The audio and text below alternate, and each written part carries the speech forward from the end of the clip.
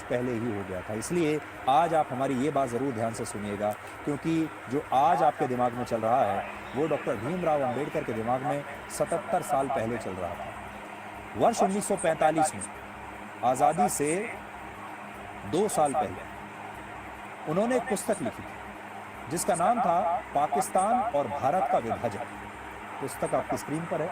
मैं भी उस पुस्तक के कुछ अंश लेकर आया हूं आज, और इसमें कई बहुत महत्वपूर्ण बातें लिखी थी उन्होंने जो आज पूरे देश को पता होना चाहिए। जैसे इसके पेज नंबर 297 पर डॉक्टर अंबेडकर लिखते हैं, भारत चाहे मुस्लिम शासन के अधीन ना हो, लेकिन भारत के मुसलमान भारत को दारुल हर्ब मानते हैं, ना कि दारुल इस्लाम। दारुल इस्लाम का मतलब होता है इस्लाम का घर, और दारुल हर्ब का अर्थ होता है युद्ध का घर। यानी डॉक्टर अंबेडकर कहते थे कि भारत के मुसलमान भारत को इस्लाम का घर नहीं, युद्ध का घर मानते हैं।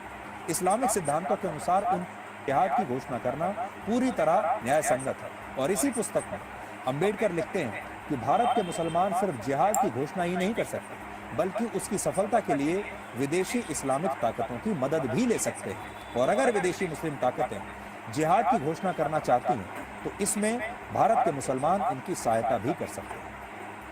भारत के मुसलमानों के लिए ये विचार डॉक्टर अंबेडकर के थे, हमारे नहीं। इस पुस्तक में उन्होंने ये भी बताया था कि भारत के मुसलमान कभी भी अपने देश के लिए ईमानदार साबित नहीं हुए। इस पुस्तक के पेज नंबर 337 पर वो लिखते हैं कि इस्लाम धर्म एक बंद खिड़की की तरह है जो मुसलमानों और गैर मुसलमानों के बीच भेद करता है। इस्लाम धर्म में जिस भाईचारे की बात कही जाती है वो भाईचारा मानवता का भाईचारा नहीं है, बल्कि उसका मतलब सिर्फ मुसलमानों का मुसलमानों से भाईचारा है। अंबेडकर ये भी लिखते हैं कि मुसलमानों के भाईचारे का फायदा सिर्फ उनके अपने लोगों को ही मिलता है, और जो गैर मुस्लिम हैं यानी हिंदू हैं उनके लिए इस्लाम में सिर्फ घृणा और शत्रुता ही बची है। इसके अलावा इसी पन्ने पर यह भी लिखा है कि मुसलमानों की वफादारी उस देश के लिए नहीं होती जहां वो रहते हैं, बल्कि उनकी वफादारी अपने धर्म के लिए होती है जिसका वो पालन करते हैं। और मौजूदा स्थिति में अंबेडकर की ये बातें बिल्कुल फिट बैठती हैं। मैं आपको पढ़कर भी सुना सकता हूं कि एग्जैक्टली उन्होंने ये बातें लिखी हैं। 298 पेज नंबर मेरे पास है, इसमें लिख रहे हैं। और मैं आपको बता दूं, ये डॉक्टर अंबेडकर ने लिखा है, मैंने नहीं लिखा। वो लिख रहे हैं, एक तथ्य ये भी है कि भारत चाहे एकमात्र मुस्लिम शासन के अधीन ना हो, दारुल हर्ब है, और इस्लामी सिद्धांतों के अनुसार मुसलमान द्वारा जिहाद की घोषणा करना न्याय संगत है। वो जिहाद की घोषणा ही नहीं कर सकते, बल्कि उसकी सफलता के लिए विदेशी मुस्लिम शक्ति की मदद भी ले सकते हैं। और यदि विदेशी शक्ति जिहाद की घोषणा करना चाहती है तो उसकी सफलता के लिए सहायता भी दे सकते हैं। 337 नंबर पेज पर वो लिखते हैं जो अभी मैंने आपको बताया, इस्लाम एक बंद निकाय की तरह है जो मुसलमानों और गैर मुसलमानों के बीच जो भेद ये करता है वो बिल्कुल मूर्ख और स्पष्ट है।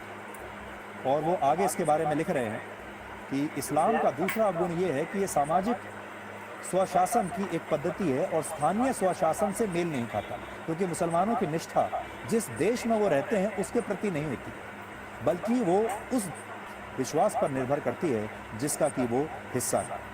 दूसरे शब्दों में वो आगे लिख रहे हैं, इस्लाम एक सच्चे मुसलमान को भारत को अपनी मातृभूमि और हिंदुओं को अपने निकट संबंधी मानने की इजाज़त नहीं देते। तो इसका मतलब ये है कि दुनिया भर में जो मुसलमान हैं, जो इस्लाम धर्म को मानने वाले लोग हैं, वो उनके पास मातृभूमि का जैसा कोई सिद्धांत नहीं है। वो मातृभूमि को नहीं मानते, वो सिर्फ इस्लाम को मानते हैं। और वो दुनिया में कहीं भी रहते हों, ये इस्लाम उन्हें एक साथ इकट्ठा करके रखता है। और यही बात भारत के मुसलमानों के बारे में भी है।